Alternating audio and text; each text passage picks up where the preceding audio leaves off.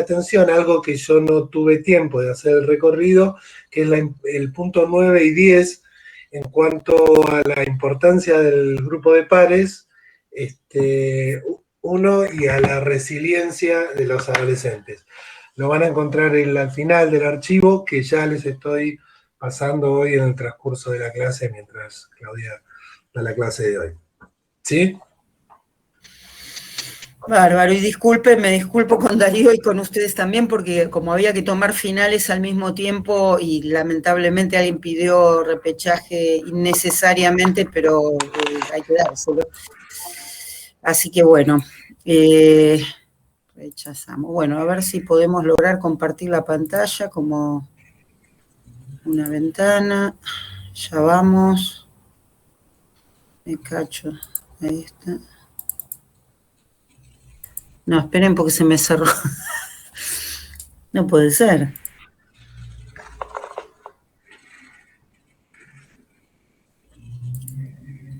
A ver. Es increíble, tenía todo preparado, todo listo de antemano y ahora no me aparece la...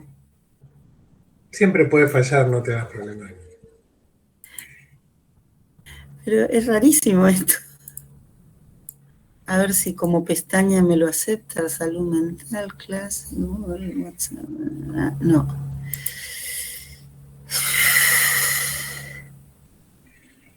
Sí, a quien preguntó que no alcancé a ver, sí. La respuesta es sí, una ventana. Acá está, ahora sí apareció. Compartir. Un minutito que... Bien.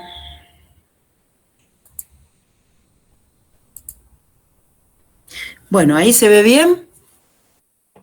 Sí, sí, se ve. Hola, hola. Sí. Bien. Bueno, a ver, lo que yo les quiero preguntar, seguramente... Disculpame, Claudia, por ahí si pones en presentación con diapositiva se ve más grande la diapositiva y vas pasando. ¿Se ve muy chiquita? Y es claro, porque reduce el tamaño de la pantalla. Si vas arriba al medio, presentación con diapositivas, Ajá. ahí se dejó de compartir la cámara. Sí, está bien, pero a mí me dejó colgada acá, de Montres. Finaliza presentación. A ver. Ahí no estoy compartiendo, ¿no es cierto? No. No. Perdonen, gente, yo creí que la tenía clarísima y no la tengo nada clarísima. Presentar. Cancelar.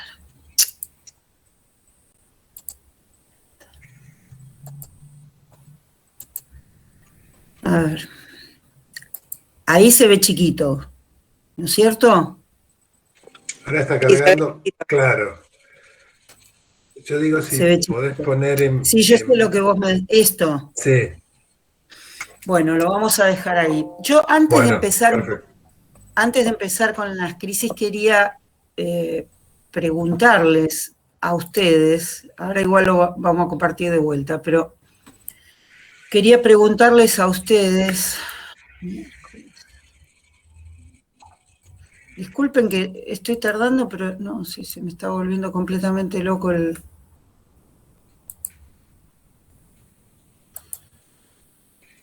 Ay, Dios. Perdonen, gente. Ahí está. No pasa nada. Bueno, es una pesadilla el manejo de esto. Bueno, les quería preguntar un poco, seguramente a pesar de ser muy jóvenes todos, tienen idea, han vivido, han visto a otras personas atravesar momentos de crisis, ¿no? Quería preguntarles un poquito cómo definirían a ustedes a una crisis. ¿Qué es para ustedes una crisis?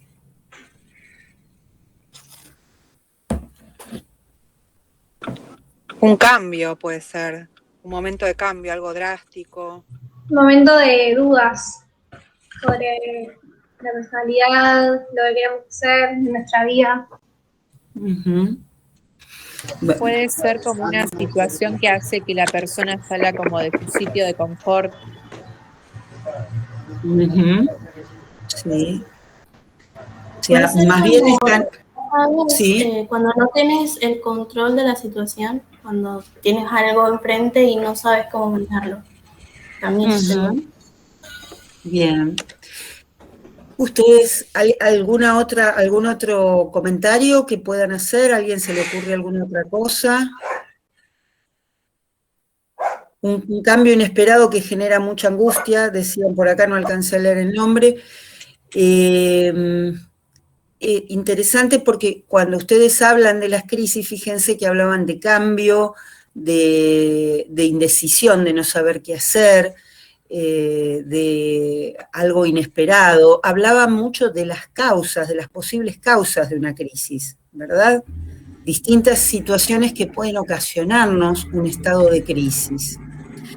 Que está bien, porque básicamente asociamos la crisis con esas cuestiones. Pero, ¿qué nos pasa a nosotros cuando entramos en cualquiera de esas situaciones que nos genera una crisis? ¿Qué es lo que diferencia esas situaciones? Acá dice Nacimiento, una angustia como si se estuviera en la oscuridad. ¿Qué más? La persona se queda perdida. Claro, parte de las reacciones, ¿no es cierto? A una, Claudia. a una Hola, situación de angustia. ¿Sí? Hola, Claudia. Buenas. Sí, Hola. sí, creo que viene por Sí. el cambio de conductas también, ¿no? Cambio de conductas. ¿En qué Creo que pensabas? no sé, ponerle que, por ejemplo, seas un paciente, el paciente está enojado o por ahí contesta mal al personal de salud, o quizá algo sencillo, no soporta eh, quizá por ahí tampoco quiere hablar, como que hay un bloqueo, ¿no? Uh-huh. Como que se Reacciones isola que, también. perfecto, que pueden ser de hostilidad, que pueden ser digamos, reacciones que pueden ser de retraimiento, de encerrarse en sí mismo. Acá decía Yo la crisis ahora de que la me vida. acuerdo, tuve contacto con una persona que manifestó tener una crisis y me comentó que se fue de la realidad y solo podía ver al resto como dibujos, como que no era real y él se sentía como solo en el mundo. Uh-huh. Y entonces yo veo un cambio drástico, ¿no? De pasar una realidad normal, entre comillas, a algo inexistente. Algo extraño, algo inhabitual. Pensaba en estas consecuencias, como ustedes describen, y muy bien, consecuencias en la afectividad, consecuencias en el pensamiento, consecuencias en la conducta a raíz de las situaciones de crisis, que realmente es así como ustedes lo están diciendo, ¿no es cierto? Claro, no sería Vamos. como cuando te surge un problema y no sabes cómo encararlo, lo encarás de manera inadecuada y bueno, afectas a lo que es la salud, tu bienestar y todo eso. ¿Vos decís que una crisis sería cuando se encara el problema de forma inadecuada? Puede ser, sí, yo diría eso. Que sí. Puede ser también como un punto bisagra, o sea, como un antes y un después de la crisis. Uh-huh. Sí, Sí, también generalmente. en el medio de la Sí. crisis no sabes si quedarte en la etapa anterior o cómo avanzar a la etapa que viene, digamos, de ese punto bisagra. Como esa indecisión de tenés que avanzar, pero extrañas lo que estaba antes y ese punto. Uh-huh. Pensabas, me parece, en las crisis evolutivas, ¿no? En los cambios, en las transiciones de edad, la crisis de la adolescencia y demás, ¿no? Es algo que se pierde, que se rompe. Yo lo veo como una ruptura, como algo que de golpe deja de ser y hay un cambio abrupto. Bien, bien. Yo Sí. tengo una persona cercana que Uh-huh. está en tratamiento y cuando sufre crisis como que se frustra y se empieza tipo a desesperar, tipo, no escucha aunque le intente ayudar, tipo como que se encierra y tipo se va sola tipo hasta que termina su crisis, pero generalmente es porque vas tipo como que no le gusta lo que le dicen los psiquiatras o médicos, como que le frustra porque tiene que empezar a hacer más cosas para estar mejor y como que no quiere empezar a hacerlo, tipo se frustra y se enoja y empieza a tener crisis. Ujú. Claro, por ahí quizá es en un sentido un poquito distinto. Las crisis desde un punto de vista clínico es por ahí cuando la enfermedad que sea de repente se agrava, ¿no? Tiene una recaída, tiene un brote, etcétera. Y eso puede constituir a la vez una crisis vital, y de hecho muchas veces se constituye en una crisis vital, pero no necesariamente serían lo mismo, ¿sí? Ahora igual vamos a ver un poquito más profundamente, vamos a ver por qué, porque alguien que tiene una enfermedad crónica y tiene una recaída de esa enfermedad puede a veces verse muy, muy afectado sin llegar a que eso constituya una crisis, y en otros casos sí, ¿no? Pero desde el punto de vista estricto de lo que es una crisis vital, puede suceder eso que vos decís, el encerrarse, el enojarse, etcétera, pero no es que necesariamente sean sinónimos una y otra. No sé si se entiende esto que digo, ¿no? Sí, se entiende. Se entiende. Gracias. Bueno, no. Bueno, vamos a ver un poquito, lo que no me gusta esto de la pantalla completa y de toda esta historia, es que yo no los veo a ustedes cuando les presento la pantalla, pero vamos a ver. ¿Esto ahora se ve? ¿No estoy compartiendo o no estoy compartiendo nada? No. No, No se ve. Bien, ya vamos ahí. Acá dice Damasceno de Sousa, podríamos resumir crisis como algo que tiene que ver con cuestionamientos acerca de uno mismo. Interesante, ¿no? Ahí vamos. Ahora sí, ¿no? Sí. A ver, bueno, vamos al principio de todo. Una pregunta, no entendí qué sería una crisis vital. En realidad una crisis que abarca varias áreas de la vida, ¿no? O sea, que tiene consecuencias más importantes. Digamos, la crisis de una enfermedad puede estar restringida a la enfermedad solamente. Por ejemplo, a ver, ¿qué ejemplo te podría dar? Alguien tiene, no sé, una gastritis crónica que de repente se agudiza, ¿sí? Su gastritis hizo crisis, pero a lo mejor la persona no está en crisis, ¿sí? Claro, sí. Entonces, en realidad una crisis vital ya es una crisis que abarca un aspecto importante de la vida y repercute, justamente como decían antes, en todas las esferas de la vida emocional, psíquica y social. Genial, gracias. Igual, no, por favor, igual hablándolo vamos a creo que a entenderlo un poquito más claramente. Sí, volvemos a tomar al amigo Gerald Kaplan, que es un poquito antiguo, ustedes van a ver que el material es viejo, pero que me parece que sigue siendo muy vigente en sus descripciones y muy claro también. Ustedes van a ver el material teórico, es medio largo, pero es fácil de leer. Y este hombre justamente, ¿sí? Discúlpame, ¿sí? no te pregunté Dale. antes porque tuve un problema con los auriculares. Bien, creo que como definición también podría decir que es como una fuga de la realidad, ¿no? Como una crisis, la crisis, digo. Ajá. ¿Por qué lo pensabas como una fuga de la realidad? ¿En qué pensabas? Bueno, por ahí los comportamientos sociales, ¿no? La sociedad, por ejemplo, no sé, ¿es normal o es normal ir por la calle, caminar tranquilo y de repente, no sé, de golpe gritamos o si hacemos este movimiento brusco, qué sé yo? Por ahí podría ser considerado una fuga de realidad, ¿no? Podría ser considerado tal, y de hecho a veces puede suceder que termina, digamos que durante la crisis se genera algún tipo de sintomatología psiquiátrica importante, también como consecuencia a veces de la crisis o como cierre de la crisis. Sin embargo, digamos que no es quizá lo más esperable. pero sí, como bien decían, y como Estaría incluye, bien. me parece esto que estás diciendo, alteraciones tanto emocionales como conductuales. Sociales, ¿sí? ¿no? Sería conductas sociales. Y sociales también, porque cualquier crisis que afecte a una persona forzosamente va a afectar a los que están más cerca, por lo menos, ¿no? Claro. Kaplan Como también, ¿como la qué? sí, sería como la pérdida del equilibrio o de la homeostasis, ¿no? Psíquica, Ujú. ponele. Bien. Sí, Bueno, exactamente. gracias, Exactamente. Claudia. No. Kaplan diferencia dos tipos de crisis. Las crisis evolutivas, que son crisis más o menos esperables de la vida y que tienen que ver con las transiciones de edad o ciertos cambios más o menos esperables. ¿sí?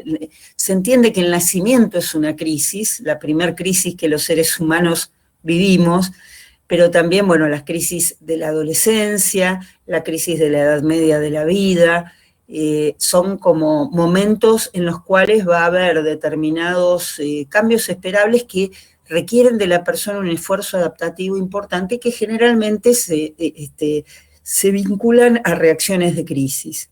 Y hay otras crisis que no son esperables, aunque sabemos que se producen en la vida, que son las llamadas crisis accidentales, que tienen que ver, Kaplan lo enunció en términos, ¿se acuerdan de la teoría de los aportes?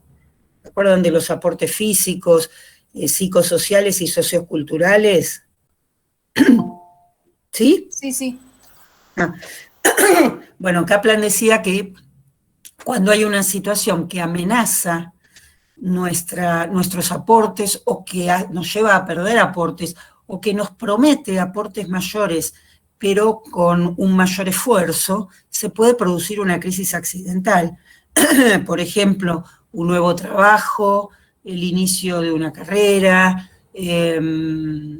la pérdida de un trabajo, una separación, una enfermedad, que es la crisis con la cual por nuestra profesión estamos mucho más familiarizados y más cercanos, ¿no es cierto? Todas esas situaciones son accidentales, no son previsibles en el tiempo, pero sabemos que en la vida van a suceder y si queremos estadísticamente las podemos prevenir o prever, mejor dicho, su aparición. Son puntos de transición, o sea, donde en muy poco tiempo se producen muchos cambios, ¿sí? Que era algo de lo que ustedes decían. Situaciones, creo que un poco de todas estas cosas las dijeron ustedes, ¿no? Cosas que no se pueden manejar con los mecanismos y las defensas que la persona tiene, que sabe cómo funcionan, y en general se trata de problemas serios e inevitables. No es, digamos, perdí la lapicera, no voy a entrar en crisis por eso, salvo que tenga algún tipo de patología, ¿sí? Entonces, realmente son cosas que comprometen de manera importante la vida de la persona. Por otro lado, no, las crisis o las situaciones no son crisis necesariamente para todas las personas, porque nosotros a medida que vamos evolucionando, vamos cambiando, vamos creciendo, podemos influir sobre las cosas externas, sobre las situaciones externas y también sobre nuestra propia capacidad para afrontar las situaciones, ¿sí? Pero en cualquier caso, sí, nuestra maduración gradual, nuestra evolución gradual, que se va dando en el tiempo, tiene esos momentos, cambios repentinos, cambios abruptos que constituyen las crisis, ¿no? Si nosotros miramos nuestra evolución un poco con una lupa, vamos a ver que todo el tiempo estamos enfrentando situaciones, cambios, decisiones, problemas, y los vamos resolviendo, ¿sí? Sin que ese equilibrio se perturbe demasiado. Mientras que en una crisis el grado de perturbación es mucho, mucho mayor, ¿sí? Esto de que implica una oportunidad para el desarrollo personal, vieron que decía, no sé si en chino, en japonés, que crisis quiere decir oportunidad, me parece haber escuchado. No sé si quiere decir eso, pero en cualquier caso es cierto que una crisis también significa la posibilidad de un cambio que implique crecimiento, no solamente la posibilidad de pérdida o de sufrimiento o de ruptura. Entonces, bueno, justamente como pasaba con prevención, se trató de pensar y de enfocarse en aquellas cosas que incrementaban la capacidad de la persona para poder afrontar determinada situación de crisis con mayor entereza y con mayor éxito, ¿verdad? Entonces, un poco lo que decíamos antes, en la homeostasis, en el equilibrio constante de la persona, y constantemente hacemos ajustes, cambios, tomamos decisiones y vamos manteniendo nuestro equilibrio. O sea, tenemos nuestros mecanismos habituales y sabemos que en determinado tiempo vamos a resolver la problemática, ¿sí? De alguna manera, no sé, me fue mal en un examen, bueno, voy a tener que dar el recuperatorio, yo sé que voy a estudiar un poco más y en determinado tiempo el tema va a estar superado. Esto lo hacemos constantemente al punto de que muchas veces ni nos damos cuenta de que lo estamos haciendo porque estamos muy acostumbrados. Ahora, si nosotros salimos de esa lupa que decíamos antes y miramos como periodos más prolongados, vamos a ver que hay algunos momentos donde hay como cambios, esto que decíamos, cambios bruscos, movimientos repentinos en el equilibrio, porque justamente aquellos mecanismos que habitualmente usamos para resolver no funcionan, no producen la resolución de la situación y no encontramos exactamente la forma de salir de esa situación y el tiempo empieza a alargarse con las consecuencias que tiene naturalmente una crisis. Se habla de fases de la crisis, justamente por esta cuestión de los mecanismos resolutivos de los cuales no disponemos para enfrentar de forma espontánea. Entonces, en realidad la primera fase, la fase 1 de la crisis sería esto, lo que hacemos siempre, tratamos de hacer lo que hacemos siempre. Tengamos en cuenta que las crisis, como decíamos antes, pueden producirse por distintas causas, no hay una sola causa o no podemos como considerarlas limitadas. Sabemos que hay algunas situaciones que claramente constituyen crisis, la pérdida del trabajo, que casi con seguridad, las enfermedades graves, la pérdida de un ser querido, un diagnóstico de una enfermedad muy grave, los grandes cambios por catástrofes naturales o por situaciones de guerra. Hay una serie de situaciones, pero a veces hay cosas pequeñas que provocan, o pequeñas o que en comparación pueden parecer poco significativas y que sin embargo en las personas crean una crisis importante. Hay una cosa bastante frecuente en los estudiantes de los primeros años de universidad, sobre todo en aquellos que han tenido mucha facilidad para el estudio y les ha ido muy bien en la escuela secundaria, por ejemplo, que por ahí cuando entran a la facultad aparece alguna materia con la cual no pueden, no le encuentran la vuelta, no les va bien o les va mal directamente o tienen notas bajas y estudian y la cosa no anda. Y muchas veces eso puede significar una crisis, que no es rara en los primeros años de carrera, por la sensación de desesperación y de impotencia frente a un obstáculo que hasta el momento nunca había sido un problema y de repente se configura como insalvable, ¿sí? Les doy este ejemplo porque parece una situación no tan grave y que sin embargo muchas veces es generadora de una crisis que tiene que ver también con la evolución, la transición, el cambio a una situación de mayor exigencia, ¿sí? ¿Están ahí? Porque entre que veo mi propia pantalla y no los escucho, creo que estoy hablando sola. Sí, profe, sí. Esa Bueno, crisis gracias, pasada con gracias. anatomía. Ah, ¿sí? Sí. Claro. Mucho llanto. Claro. Mucho llanto, claro, es muy angustioso, digamos, sobre todo porque cuando en la juventud por ahí las caídas parecen irreparables, después uno se da cuenta que se va a caer un montón de veces y se va a tener que levantar, pero inicialmente son golpes muy fuertes y forma parte del crecimiento el poder procesar esa crisis, ¿no es cierto? Porque después va a brindar efectivamente mayor fortaleza. Entonces, en la fase 1 intentamos lo que habitualmente hacemos, nos damos cuenta que no sirve y entramos en la fase 2. Nos empezamos a angustiar, nos empezamos a asustar, a pensar qué pasa si nunca logramos resolver esta situación, qué pasa si las consecuencias son graves, soy yo que estoy haciendo... ¿Perdón? Si quieren decir algo, hablen, no hay problema. soy yo que estoy haciendo mal las cosas, bronca, o sea, aparecen una serie de sentimientos muy fuertes, vergüenza muchas veces por estar atravesando esa situación de crisis. Y muchas veces aparece la sensación de que no se puede cognitivamente con las cosas como se debería, como que la cabeza no funciona bien, ¿sí? Obviamente que esa crisis genera mucho malestar en la persona y muchas veces empieza, digamos, tiene como conductas que tienen que ver con descargas, ¿no? Antes decían enojarse, pelearse con alguien o buscar a alguien para llorar, para poder descargar la angustia de otra forma, y algunas tentativas para ver si se encuentra alguna solución al problema. Este incremento de la tensión, que es lo que va pasando durante la crisis, nuestra tensión va subiendo cada vez más, lleva a que empecemos a movilizar recursos que hasta ese momento no habíamos movilizado, pidiendo ayuda, buscando dentro de nosotros mismos alternativas o reformulando internamente la situación. Muchas veces, cuando estamos mal y compartimos lo que nos pasa, lo conversamos con alguien, esa persona nos devuelve una reformulación del panorama que por ahí nos tranquiliza y nos sirve para encararlo de otra manera. Resulta que veamos que había ciertas cosas que no habíamos tomado en cuenta y que nos pueden servir, o podemos decidir que algunas de esas cosas no las vamos a lograr y que tenemos que resignarnos a ellos, ¿sí? Entonces puede suceder que en esta fase resolvamos el problema, con lo cual la tensión va a bajar, o que nos resignemos a que ese problema tal vez no se va a resolver, ¿sí?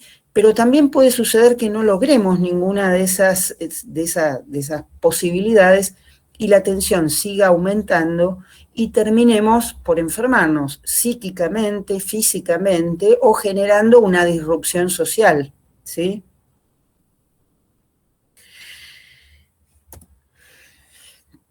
Ahora, cualquiera de estas cuestiones que pueden generarse a raíz de una crisis van a estar incididas por la capacidad que nosotros tengamos de afrontar la crisis, las dificultades que tengamos para afrontar la crisis o los recursos con los que podamos contar frente a la crisis, ¿sí? A nivel personal, a nivel psicológico, son importantes dos cosas. Por un lado es en qué medida la situación es problemática, es crítica para nosotros, ¿sí? Porque hay cosas que, como les decía, por ejemplo, esta crisis que yo les refería de aquellos alumnos que tienen mucha dificultad de repente después de haber tenido una educación primaria y secundaria sin dificultades y con muy buenas notas, por ahí un alumno que no tuvo tan buenas notas, que ha tenido se ha llevado algunas materias, ha tenido dificultad con alguna, tal vez ni siquiera lo afecte, ¿sí? Será una vez más que hay que estudiar un poco más y que la nota no es tan linda como le gustaría, etcétera, pero no es nada grave. En general, en la mayoría de las situaciones pasa así. La percepción varía y también el impacto de una situación varía en la persona, por eso incluso frente a situaciones muy graves, las personas no reaccionan de la misma manera. Obviamente que ese problema tenga algún tipo de conexión con el pasado, simbólica o concreta, porque muchas veces la relación es simbólica, qué sé yo me operé y resulta que la operación salió mal y tuve un montón de complicaciones, y cuando me tenga que operar de vuelta voy a estar seguramente muy temerosa de que me vuelva a pasar lo mismo, o directamente resista a operarme porque estoy segura que me va a suceder una cosa así, ¿sí? Entonces, lo que nos pasó antes indudablemente va a influir en cómo vamos a encarar una crisis, y la resolución de esa crisis también puede resignificar lo que nos sucedió en el pasado. Por eso también cada crisis de alguna manera es una oportunidad de elaborar cosas que quedaron pendientes de crisis anteriores, ¿sí? ¿Qué pasa a nivel de nuestra sociedad? La sociedad en la que vivimos nos va aportando significaciones, ¿sí? Tradiciones, recursos. ¿Por qué significaciones? Porque no es lo mismo una crisis producida por la pérdida de un ser querido que una crisis producida por haber ido a la cárcel, por ejemplo, ¿sí?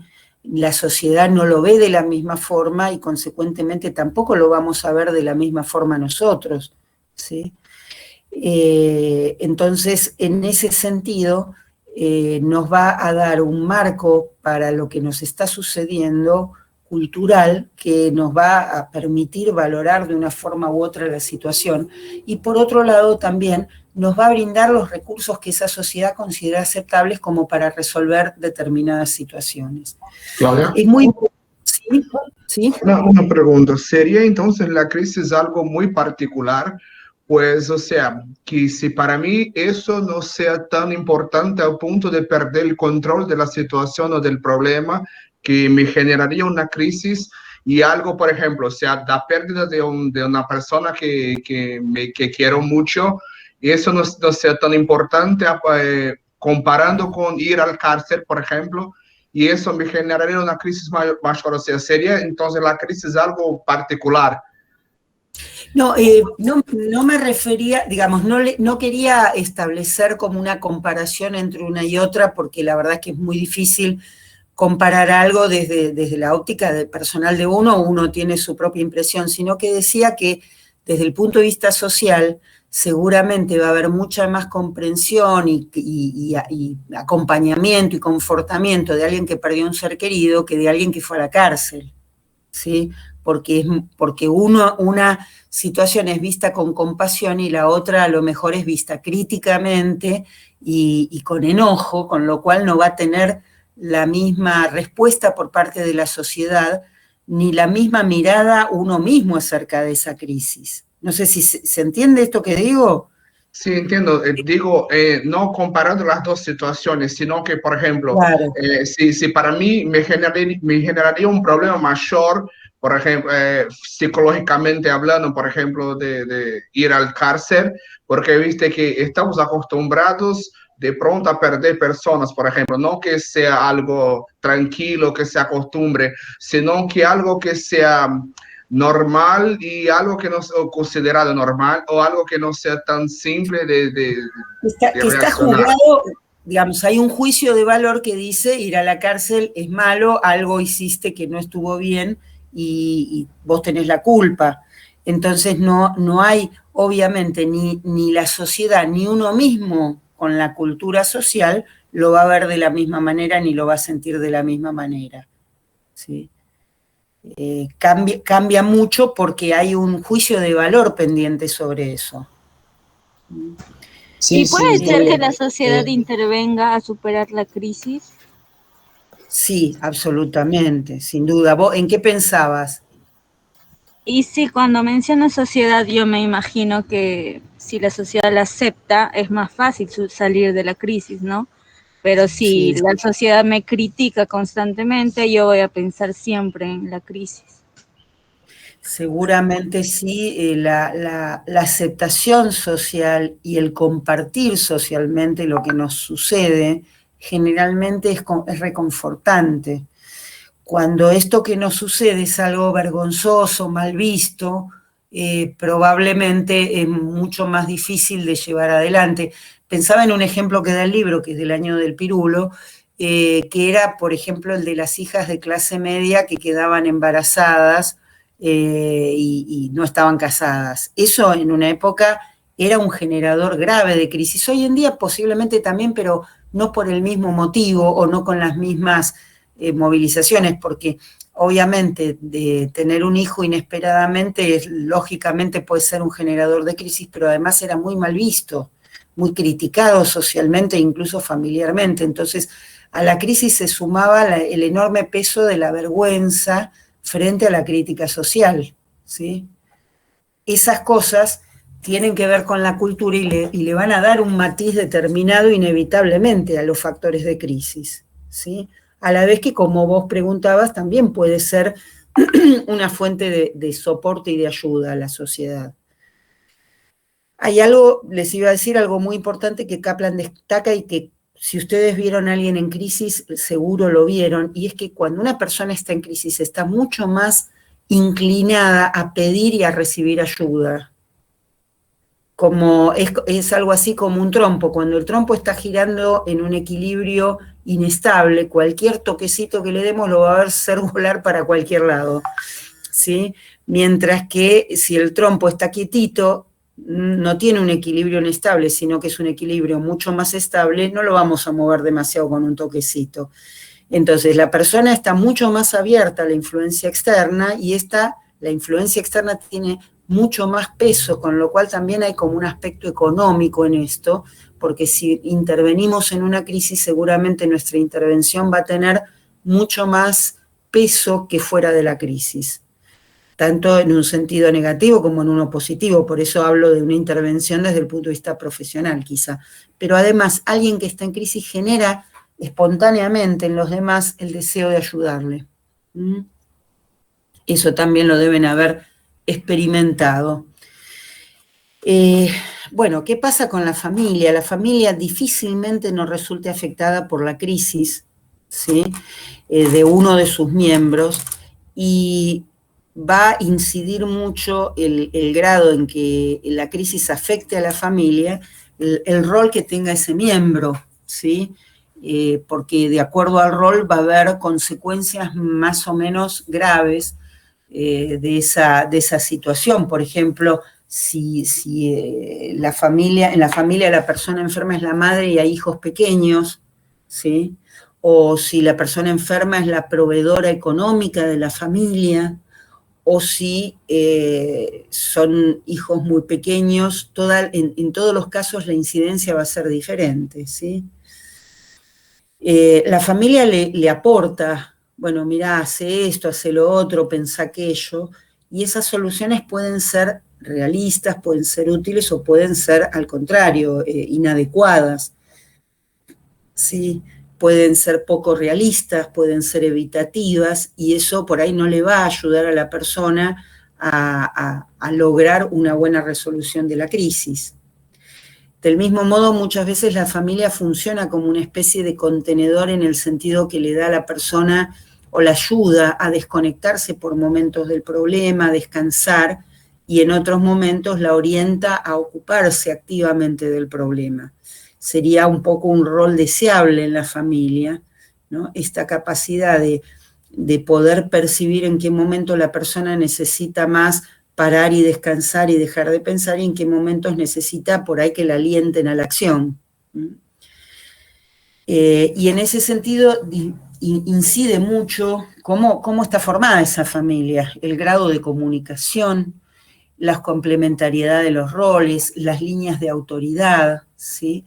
Generalmente las familias donde hay muy poca comunicación tienden a enfrentar, o sea, con mucha dificultad las crisis, y muchas veces los miembros con mucha soledad las situaciones de crisis, ¿sí? Y bueno, tanto el rol, que era lo que decíamos antes, en qué medida va a afectar, y la significación del problema para la familia, porque también le da significación al mismo individuo acerca de lo que le está pasando. También es bastante frecuente que en las familias, cuando una persona está en crisis, muchas veces parte de la presión que ésta experimenta se derive hacia algún otro miembro de la familia. Muchas veces es como se suele decir, el hilo se corta por lo más frágil. En alguna medida, muchas veces la descarga de la tensión se hace sobre un miembro más indefenso, ¿no? Por ejemplo, ante una crisis de los padres, o de un padre o de una madre, por ahí descargarse en los hijos el enojo, la frustración, o proyectar las culpas que se sienten, ¿sí? Puede muchas veces incidir en que la carga recaiga sobre otra persona, inconscientemente o a veces concretamente. Cuando un proveedor económico de una familia se enferma, el resto de la familia tiene que hacerse cargo de ese ingreso. Por ejemplo, entonces es común que por ahí hijos tengan que dejar sus estudios para salir a trabajar, o que el marido o la mujer tenga que insumir más horas de trabajo y estar menos con los hijos. O sea, hay una cantidad de consecuencias que indudablemente impactan a la familia de una manera u otra, ¿no? A nivel de la comunidad, nosotros cuando estamos en crisis muchas veces vamos a pedir ayuda, vamos a pedir asistencia, no solo dentro de la familia, sino también a amigos o a la familia extendida, a compañeros de trabajo, etcétera, etcétera. Y hay algunas figuras que formal o informalmente tienen cabida en las situaciones de crisis. Sí, algunos más informales. En nuestra sociedad es bastante común las brujas, los curanderos, estas cosas es muy común que la gente por ahí en situaciones de crisis recurra y es muy aceptable, pero el tema que muchas veces tienen los asistentes informales, sean quienes sean, de quien se trate, es que si bien suelen tener capacidades perceptivas y empáticas, muchas veces entran como en cosas identificatorias. Entonces, si ellos mismos han resuelto mal sus problemas, pueden llevar a la persona que los consulta a resolver, digamos, a vías de resolución que no sean útiles, que no sean favorables, o pueden, digamos, actuar o orientarlos más bien en función de una cosa transferencial, de figuras diferentes, y no necesariamente de una forma saludable. ¿Sí? Entonces es bastante difícil a veces confiar en los asistentes informables, pero que muchas veces son más fáciles de acceder. ¿Sí? Con respecto a los asistentes formales, dentro de los cuales el personal de la salud estaría ampliamente incluido, es importante porque en general solemos intervenir en las situaciones de crisis. Obviamente acá ustedes ven que pueden ser también los sacerdotes, pueden ser maestros, pueden ser distintas personas que tienen alguna formación y que pueden aportar soluciones un poco más informadas frente a las situaciones. No estamos libres de que nos pase algo parecido a lo que decía con respecto a las figuras informales. Por eso, de hecho, en la formación de los terapeutas, de los analistas, etcétera, hay una larga historia de su propia terapia o de análisis didáctico, de intervenciones que le ayuden a justamente poder orientar al paciente sin introducir sus propias dificultades en esa tarea, ¿sí? Pero en cualquier caso, el hecho de que muchas veces o en muchas de las crisis estamos presentes es importante porque eso permitiría que tengamos intervenciones útiles y a la vez económicas, por lo que decíamos antes, ¿sí? Un poquito de incidencia tiene repercusiones muy importantes. Entonces, el tema es cómo poder ser lo más operativos en esas circunstancias sin perder la identidad de rol, porque justamente un cirujano o un oncólogo o un, no sé, gastroenterólogo no tienen por qué ser a la vez psicólogos de ninguna manera, tienen su especialidad y desde ella es que tienen que intervenir, pero lo que puedan acopiar con respecto al manejo de la salud mental y a estas cuestiones, evidentemente va a aportar favorablemente el trabajo. Y por otro lado, hay aspectos de la propia personalidad del médico que indudablemente inciden en esa capacidad que pueda tener para intervenir en la crisis de una manera útil y operativa, ¿sí? ¿Algún comentario? Bueno. Si bien ahora vamos a ver un poquito qué pasa con la enfermedad como crisis, pero sí, siempre que hay una crisis, se va a salir con un equilibrio nuevo, ¿no? Como alguien decía antes, hay un antes y un después.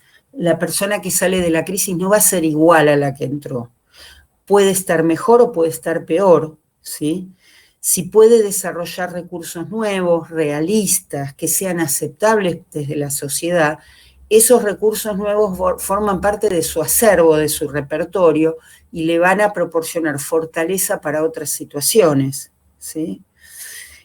Mientras que si las respuestas que aparecen no son socialmente aceptables o tienden a evadir el problema, a hacer de cuenta que no pasó, la negación, que es un mecanismo muy útil en muchas circunstancias, por ejemplo, ante una situación de crisis, sola no va a servir porque la persona necesita asumir la situación de crisis y tomar algún tipo de conducta operativa.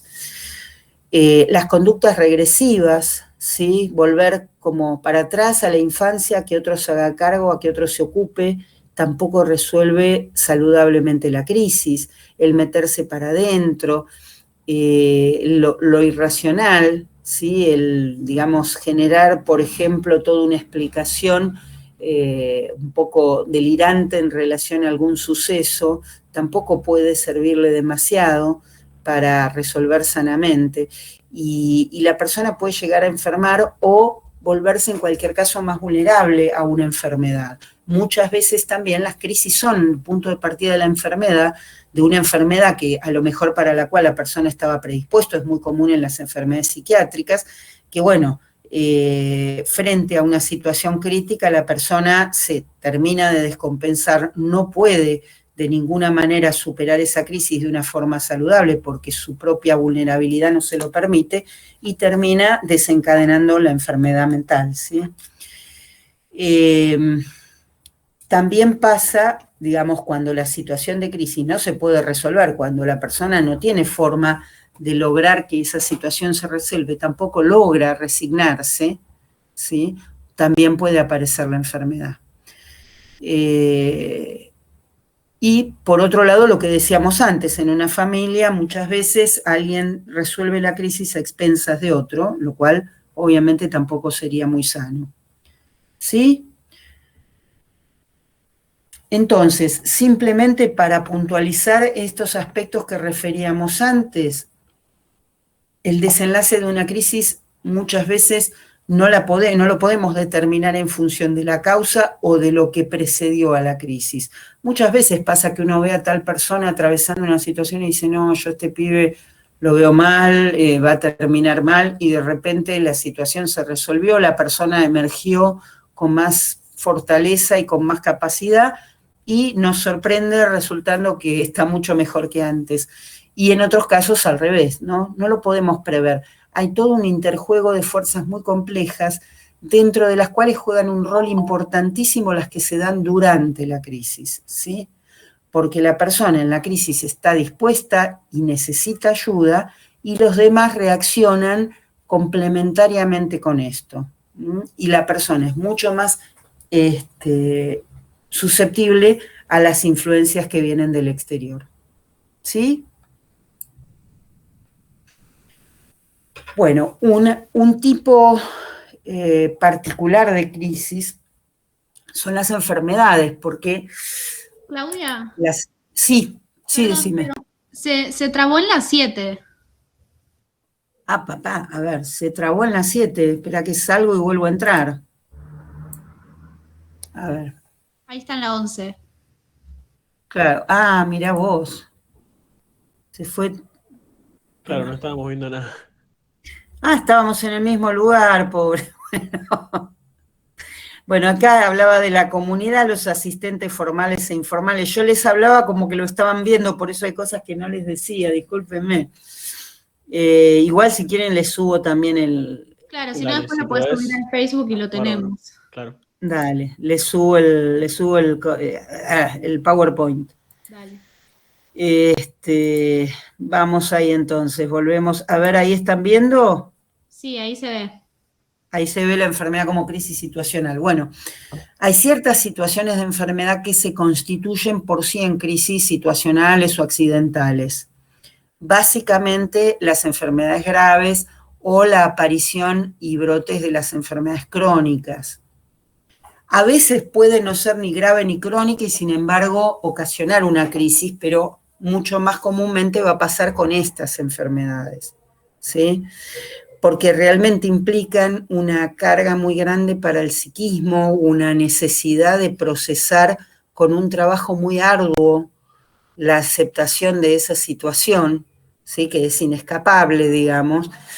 Entonces realmente suelen provocar una crisis. Y la reacción puede ser inmediata o más tardía, sobre todo cuando, por ejemplo, aparece una enfermedad aguda oncológica. Supónganse, a alguien le diagnostican una enfermedad oncológica, le dice, bueno, dentro de 20 días lo operamos, haga este estudio, el otro. La persona se pone en marcha, hace todo lo que le dicen, y por ahí la crisis aparece 15 días después de la operación, ¿sí? cuando ya la urgencia pasó, las cosas que había que hacer se hicieron, y la persona tiene tiempo de empezar a procesar en qué situación está, ¿sí? Ese puede ser un ejemplo. Hay muchas circunstancias en las cuales la respuesta puede no ser inmediata al diagnóstico. Por otra parte, muchas veces cuando una persona vive una situación de gravedad, de crisis grave, una operación grave, etcétera, los primeros momentos después aparece cierta euforia, ¿sí? Que es la euforia de haber salido adelante de una situación muy grave, a veces con peligro de vida o de gran sufrimiento, y la persona inicialmente experimenta un estado de cierta euforia que después suele dejar paso a un estado de ánimo más depresivo, más angustiado, que tiene que ver con el procesamiento de la experiencia que ha vivido y de la situación, ¿sí? También puede suceder que durante una enfermedad haya distintos momentos de crisis, sobre todo también cuando la evolución es negativa, cuando aparecen nuevos síntomas. Todo esto muchas veces puede causar crisis. Yo recuerdo el hijo de una paciente que estuvo muchos años enferma de cáncer, tenía un cáncer que era de mal pronóstico desde el principio, pero vivió muchos años, peleó muchísimo. Bueno, finalmente se fue deteriorando y falleció, y el hijo, que era un muchacho muy joven, me dijo que llegó un momento, que él se sentía con mucha culpa porque llegó un momento que era tal el sufrimiento cada vez que aparecía algo nuevo, que él ya quería que se terminara porque era desesperante, o sea, cada aparición de un síntoma nuevo, ¿sí? Y esto evidentemente lleva a que la crisis, naturalmente, como decíamos antes, sea compartida por la persona que sufre la enfermedad y por la familia también. Las reacciones pueden ser muchas. La negación, que también forma, generalmente es una de las primeras fases, el negar la situación, que hay un error, que no puede ser, que esto no es así, o negar por ahí las consecuencias. Todos siguen enfermos, pero yo me voy a curar, por ejemplo. Son reacciones naturales y muchas veces defienden a la persona del impacto tan fuerte de la angustia que inicialmente se produce. El enojo, ¿sí? El desplazamiento, esto es muy común, lo van a ver mucho. Muchas veces cuando la gente está enferma, internada sobre todo, pero no solamente cuando está internada, desplaza por ahí su rabia al personal de enfermería, a los médicos, se queja de que lo tratan mal, que le hacen doler, que no saben nada, que le piden 20.000 estudios. Es como que la rabia y la angustia del malestar están desplazados al equipo médico, porque evidentemente es mucho más fácil enojarse con las personas que con la enfermedad, ¿sí? La regresión, que es esto de ponerse como en una posición de alguien, de un niño, para que lo cuiden, para que tomen decisiones por él, para que se hagan cargo de las responsabilidades. El incremento de las ansiedades hipocondríacas y de muerte, que es perfectamente normal. Cuando alguien está muy enfermo y tiene miedo, yo no puedo decir, este señor padece de hipocondriasis. No, este señor tiene más ansiedades hipocondríacas porque está en una situación de riesgo. Lo que hablábamos el otro día, o lo que hablaba, mejor dicho, el otro día el doctor Villena, respecto de la hipocondría como un atributo necesario para el autocuidado, ¿no? Y naturalmente estas ansiedades van a crecer en situaciones de enfermedad. La reacción catastrófica, puse la sensación catastrófica, en realidad es reacción catastrófica lo que quise poner, porque a veces hay como una repentina toma de conciencia de la gravedad de una situación y la persona experimenta un cuadro así de extrema angustia, de extrema ansiedad, vinculado a este registro abrupto de la posibilidad de la muerte o de la gravedad de una enfermedad, etcétera.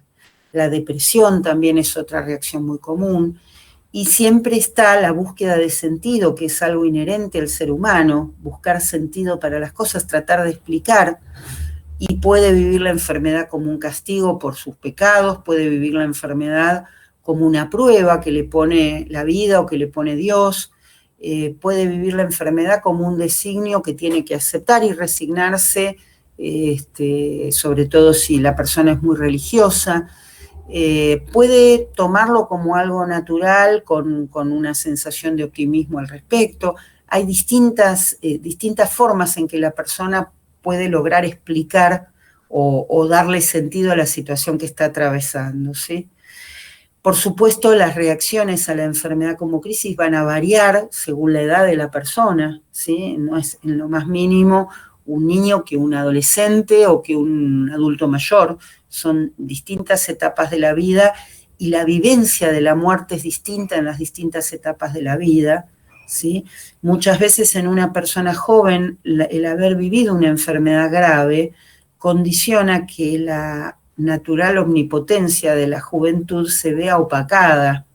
Es como que esa persona, ustedes vieron que en general las personas jóvenes y sanas tienden a sentirse muy seguras de su cuerpo, de su salud, etc. Bueno, las personas que han sufrido enfermedades en la infancia o en la temprana adolescencia tienden a verse como más vulnerables, como más frágiles, incluso a pesar de que esas enfermedades hayan remitido. Naturalmente la familia, como decíamos antes, va a tener un impacto y ese impacto depende mucho del miembro de la familia y que puede como grupo entrar en crisis, ¿sí?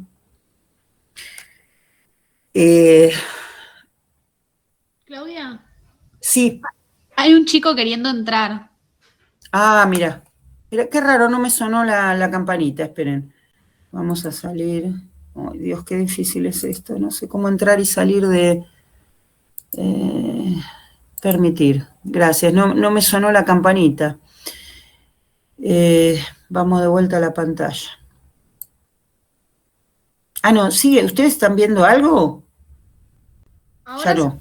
Ahora se fue. Ahora se fue. Recién sí. Ahora se fue la pantalla, sí. Antes sí. Ahí vamos de vuelta.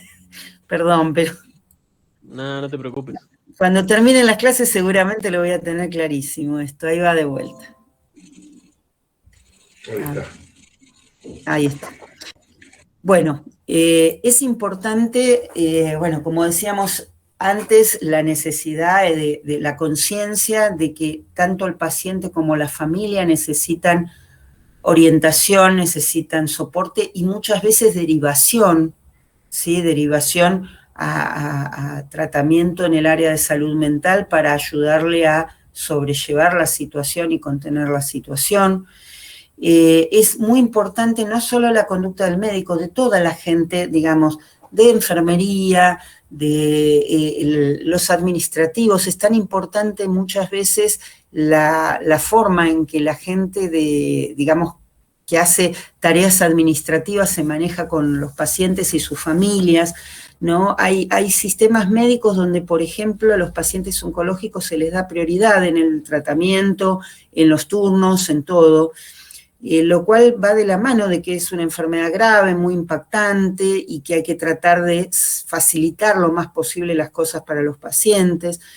Entonces es importante que haya un contexto que también sea consciente de acompañar esas situaciones, ¿sí? Claramente la finalización de la crisis con respecto a la salud y la enfermedad puede tener que ver con que se cure, pero muchas veces con poder hacer el duelo y aceptar la situación, sea la situación de una enfermedad terminal, sea la pérdida funcional o anatómica que puede derivarse de una enfermedad o de un accidente, ¿sí? Muchas veces el esfuerzo que implica elaborar una crisis relativa a estas situaciones genera un crecimiento muy grande, no solo en cuanto a lo emocional, sino en cuanto a lo espiritual, ¿sí? Muchas veces los aspectos espirituales se refuerzan mucho y tiene mucha importancia ese área de la persona, lo vamos a ver cuando veamos enfermedades terminales, pero es muy importante el tema espiritual. Más allá de lo religioso, el tema espiritual toma formas diferentes que no son solamente la religión, y es muy importante tomar en cuenta ese tipo de cuestiones porque también forman parte de las fuentes de sentido y de fortaleza que las personas necesitan encontrar al tener que afrontar situaciones graves de enfermedad o de o de pérdida, de accidente, etcétera, ¿sí?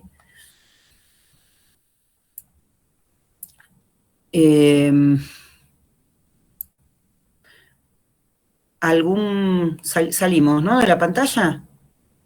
Sí, ahí salimos. Sí. Bien.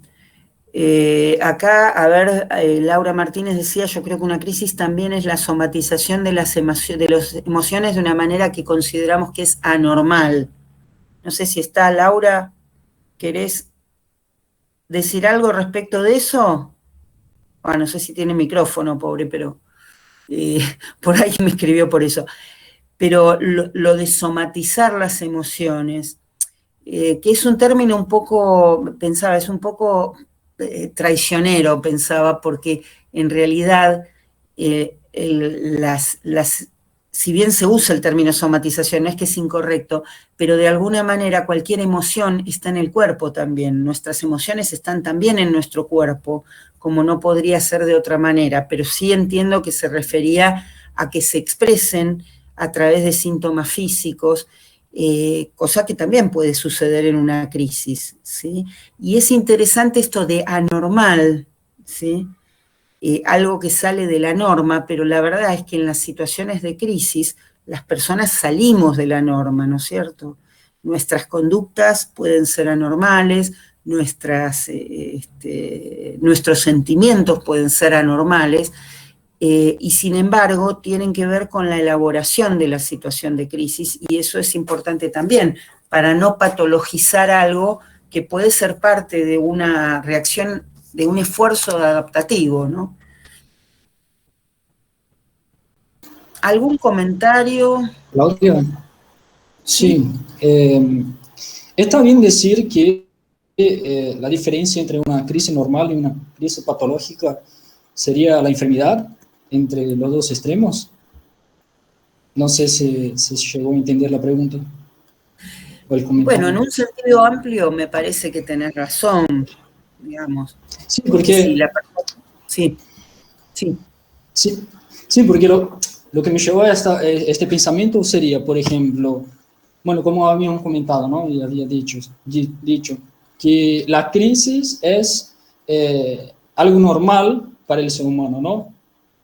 Por ejemplo, como ejemplo tenemos la crisis del 8º mes, que ocurre en la niñez.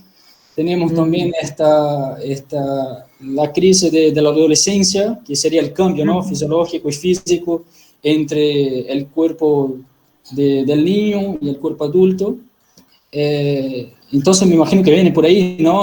Ponerle que el punto, el marco sería la enfermedad. Y creo que sería lógico, ¿no? A ver, porque si yo te entendí bien, una mala resolución llevaría a la enfermedad. Quizá, digamos, en un sentido estricto no tanto, porque alguien puede salir mal de una crisis sin tener una enfermedad nosológicamente aceptada, clasificada, ¿sí? Por ahí no se enferma físicamente, por ahí no tiene una depresión, por ahí no tiene ideas delirantes, pero a lo mejor tiende a ser más distante emocionalmente de otras personas, tiende a tener dificultades en sus relaciones. Entonces, eso puede ser por eso te decía, enfermedad en un sentido amplio es válido pensarlo, ¿sí? Perdón, Claudia. Sí. No, quizás lo que yo estaba interpretando que decía Guillermo, es que como cuando hablamos de los atributos del self, que decíamos, bueno, hay cosas que son naturales y pueden terminar siendo patológicas si se las transita de una determinada manera, ¿no? Quizás él, por la explicación que daba, capaz que entendía como, yo también lo interpreté así, como que la crisis es parte de la vida normal y natural de las personas. Es normal atravesar crisis, por eso las que él nombraba, me parece que son como las que él consideraba no patológicas en este sentido, ¿no? Y las que nos obliga a la vida a veces con situaciones de enfermedad, que bueno, son las que decíamos así como accidentales. Pero quizás en ese lugar, yo lo entendí también en ese sentido. Claro, básicamente lo que había dicho sería, por ejemplo, eso, ¿no? Entre el marco principal entre la crisis normal y la crisis patológica sería la enfermedad como marco principal. Pero sí. Como diferencia principal sería, decís. Claro. Claro. Sí, lo que pasa que decía, por ahí en una crisis patológicamente resuelta, lo que quise decir es que tal vez no aparece una enfermedad concretamente, pero aparecen disfunciones. Por ejemplo, es un temazo, sí. ¿no? Porque también está en juego una mirada holística, ¿no? Que como había dicho, la cultura, la cuestión, la estigmatización social también es un factor, ¿no? Que influye, entonces claro. Es un temazo, sí. Perdóname, ¿alguien más iba a decir algo? No sé si Tami, Catalina. Sí. Sí, que, o sea, las crisis esperadas serían las que él decía, las de crisis de nacimiento y todas esas, y las patológicas, ¿serían parte de las crisis accidentales? No, a ver, cualquier crisis puede ser patológica en el sentido de si se resuelve patológicamente, o si no se resuelve, mejor dicho. Pero las crisis, digamos, la clasificación entre crisis evolutivas y crisis accidentales es porque las evolutivas son esperables, difícilmente alguien no va a tener una crisis de la adolescencia. En cambio, las accidentales le van a pasar a algunas personas, a otras no, etcétera. Son más, digamos, dependiendo de determinadas situaciones. Igual no todas son tan digamos, por eso muchas veces se dice situacionales más que accidentales, porque, por ejemplo, digamos, cambiar de trabajo puede generar una crisis, pero por ahí no es un accidente, por ahí hasta es algo que yo planifiqué hacer, pero que me genera una exigencia y me pone nerviosa y me da ansiedad, etcétera. Y por ahí va a ser una crisis corta y se va a resolver bien, pero lo de accidental es relativo porque, bueno, también de alguna manera forma parte de la vida evolutiva de la persona, ¿no? Bueno, ¿algún otro comentario o duda? Yo tengo una duda. Cuando un paciente llega y refiere que tiene una crisis, ¿hay patrones que se repiten entre más de un paciente? Sí. Estos que decíamos, por ejemplo, los del enojo, la depresión, la regresión, todas esas cosas son patrones bastante frecuentes, porque en el esfuerzo que la persona está haciendo para afrontar la situación van a aparecer reacciones. Si bien seguramente ustedes escucharon las 5 etapas del duelo de Kubler-Ross, ¿sí? Negación, enojo, negociación, depresión, aceptación, ¿no? Sí. Sí. Bueno, lo vamos igual cuando veamos enfermedad terminal, lo vamos a charlar más en detalle, pero Kubler-Ross fue una médica que trabajó muchísimo con pacientes terminales y que formuló una teoría acerca de cómo las personas reaccionan a la noticia de tener una enfermedad terminal, que son reacciones que también se ven ante malas noticias, no es que solamente se ven ante una enfermedad terminal.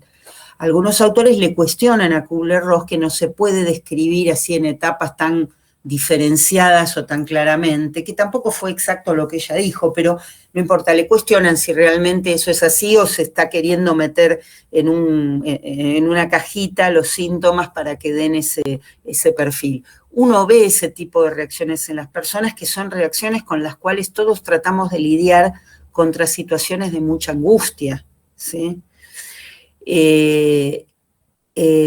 Y eso uno lo ve con bastante frecuencia y con bastante regularidad en estas situaciones, pero perfil, digamos, matizado por las características personales de cada paciente. Bueno. Claudia, ¿Sí? ¿alguna vez te tocó trabajar con el equipo de salud por una crisis dentro del equipo? Por ejemplo, un paciente que no se quiere tratar una enfermedad, a mí me daría una crisis, no poder ayudarlo. Muchos pacientes que por temas personales o ya sea por religiones, no se quiere tratar enfermedades, yo si soy su medical lo más probable es que entre en crisis porque no me deja ayudarlo. ¿Alguna vez te tocó trabajar con algún equipo que pasó por esta crisis? No te diría por ese motivo particular, tampoco por ahí, vos Darío, da tu opinión personal también, ¿no? Al respecto, pero... Creo que, Claudia, creo que un ejemplo también podría ser la crisis de Bermud, creo que así se pronuncia, ¿no? El síndrome del quemado. Que sería el cansancio del trabajo. Ah, el burnout. Ah, claro. El síndrome del quemado. Porque creo que sí, este ejemplo sí, está más como en la actualidad, ¿no? Por el síndrome del quemado es... Sí, te entiendo, Guillermo.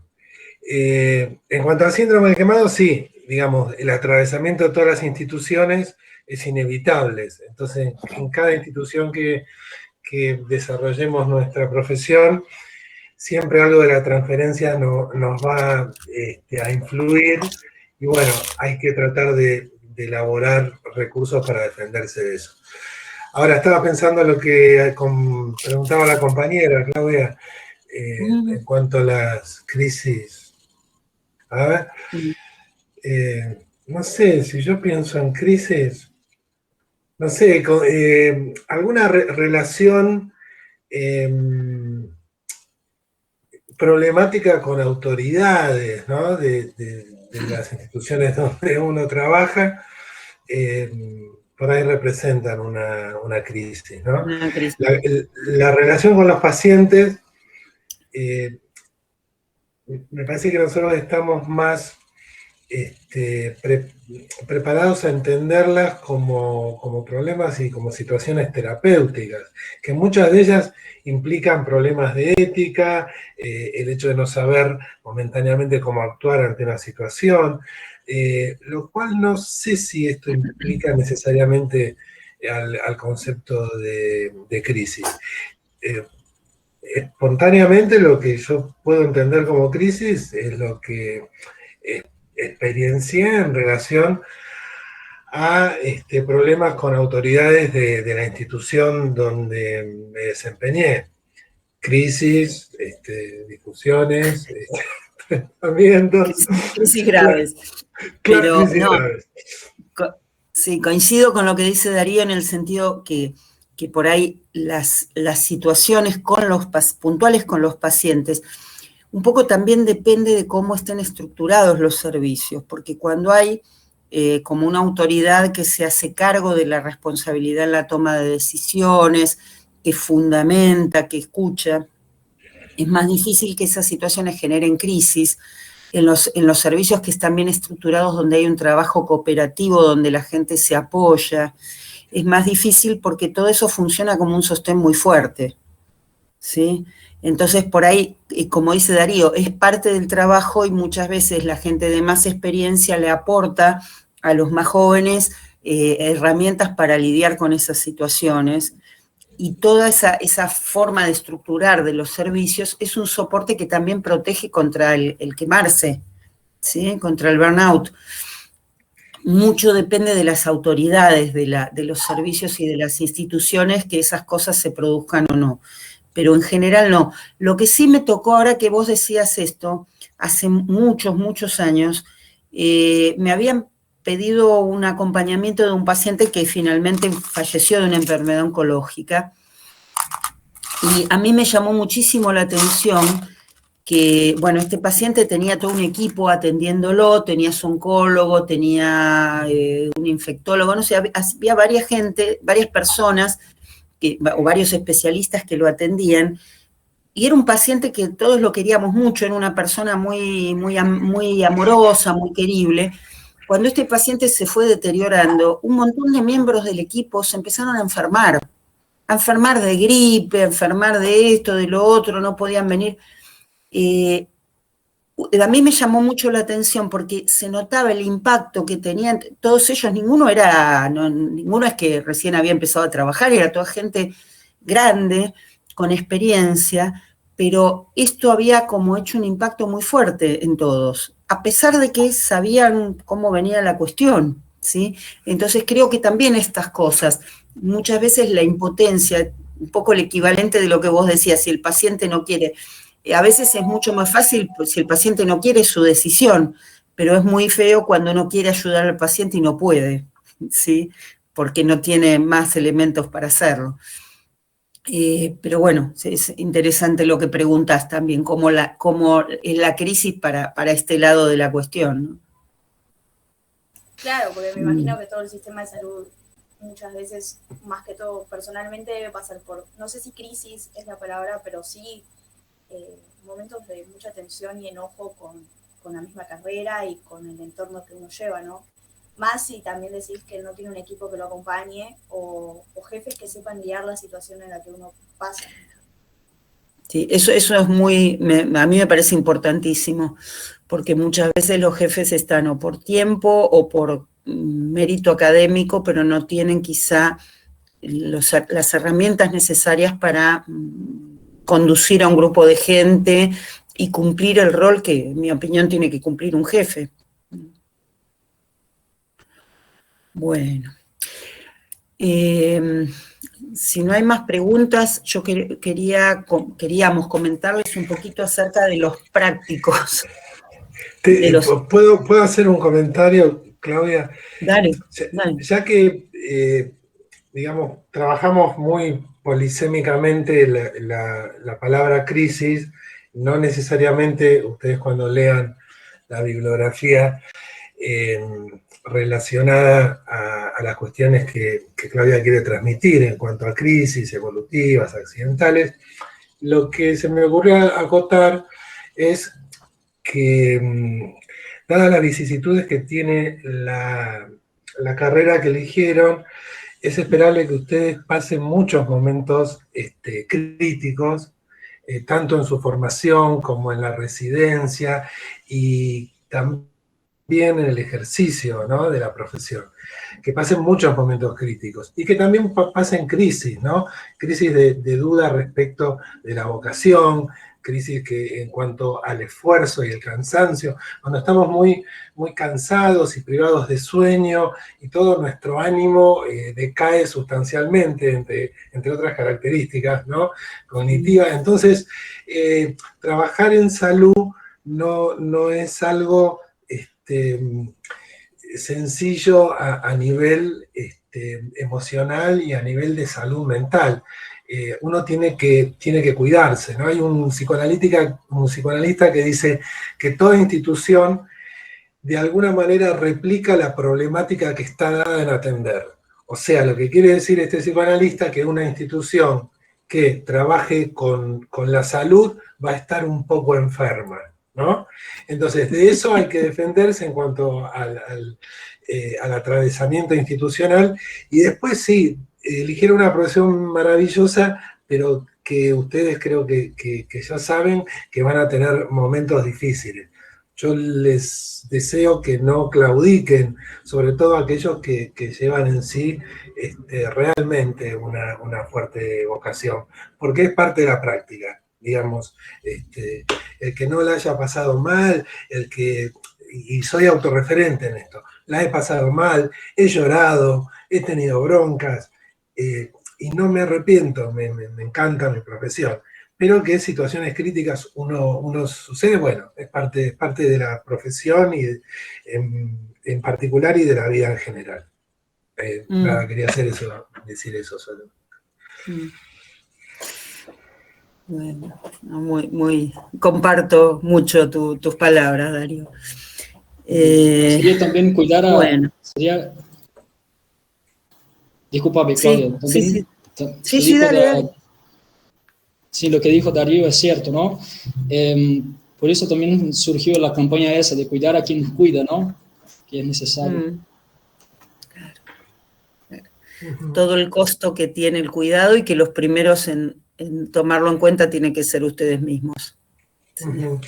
En ese sentido la campaña un poco tiene que ver en el contexto de exigencia, ¿no?, de hiperestrés del sistema en función de una pandemia. Pero la práctica, lo cotidiano en el hospital es lo variable, lo urgente, ¿no? lo que nos pide un poco más que un trabajo de oficina común, ¿sí? Entonces, ahí no quiero decir que la crisis es norma, ¿no? Pero digamos, la norma es un plus de entrega que muchas veces el desafío es que no nos cancele, entre otras cuestiones, la propia alegría, ¿no? La propia potencia, la propia libido, las ganas de vivir, ¿no? Estas cosas que es justamente lo que, como vos mencionabas, está jugado en el síndrome del quemado, ¿no? Bueno, me callo porque tenés que ir a los prácticos, estas cosas. Está bien, no, me parece muy bueno. Bueno, les queríamos contar un poquito el tema de los prácticos, para que lo vayan pensando. Igual tenemos todavía el parcial, pero la idea es armar los grupos para que ya a partir de la vuelta de las vacaciones arranquemos, ¿sí? Como no tenemos posibilidad de hacer prácticos presenciales, la idea es que nos dividamos en grupos para hacer un pequeño trabajo de investigación, ¿sí? Sobre lo que cada grupo decida que le interesa, en relación a la materia, obviamente. Puede ser cualquier tema de la materia que a ustedes les guste, cualquier aspecto de ese tema que deseen investigar. La idea es que tengan una pequeña experiencia de lo que es armar una investigación.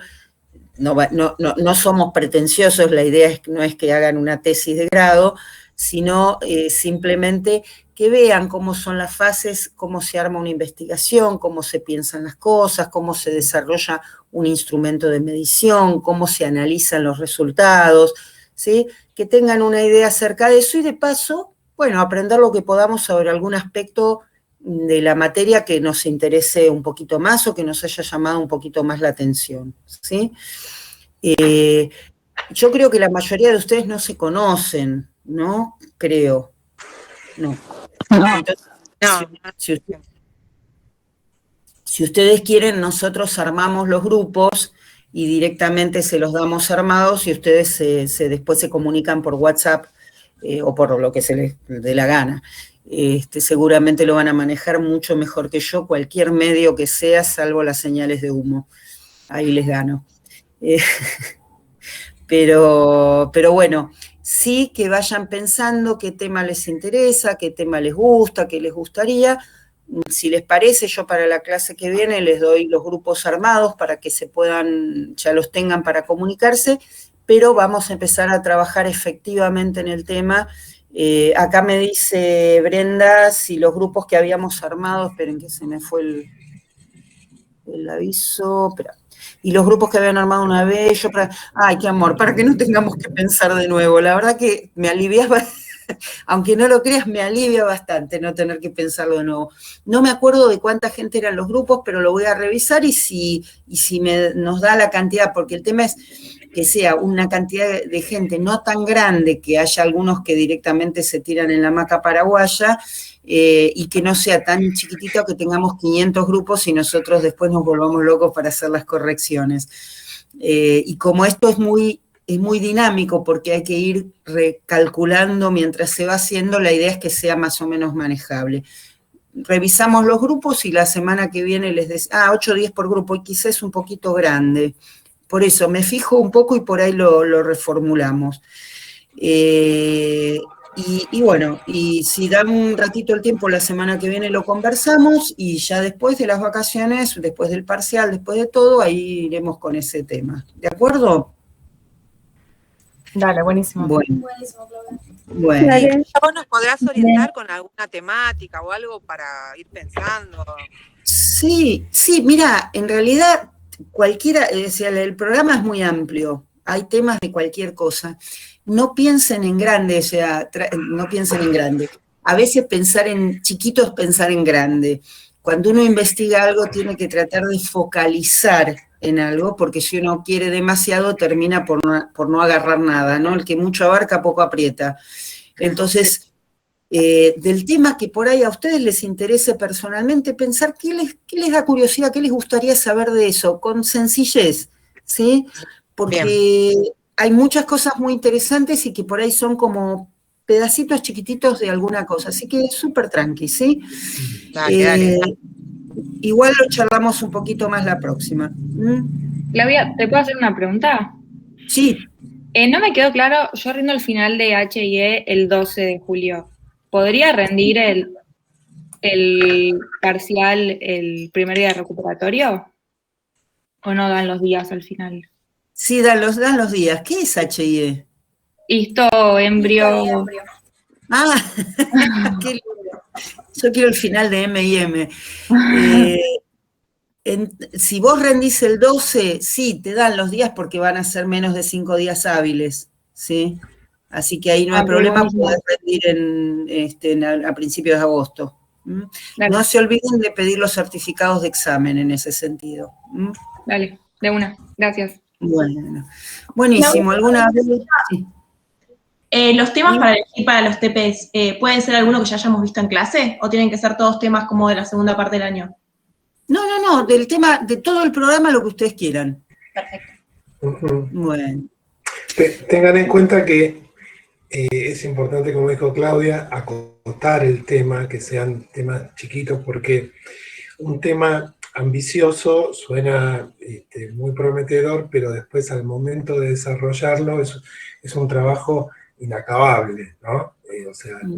Así que cuanto más acoten. Por ejemplo, y el ejemplo no va a incluir el tema, pero sí la metodología. Dentro, si pensamos en la clase de adolescencia, no tomen todo el título de adolescencia. Busquen algún aspecto de la adolescencia puntual. O recuerdan que hablábamos de las adolescencias, quizás sea de la adolescencia actual, ¿no? Puntual que quieran desarrollar. Creo que cuanto más acotado, va a ser más susceptible de ser llevado a la práctica después.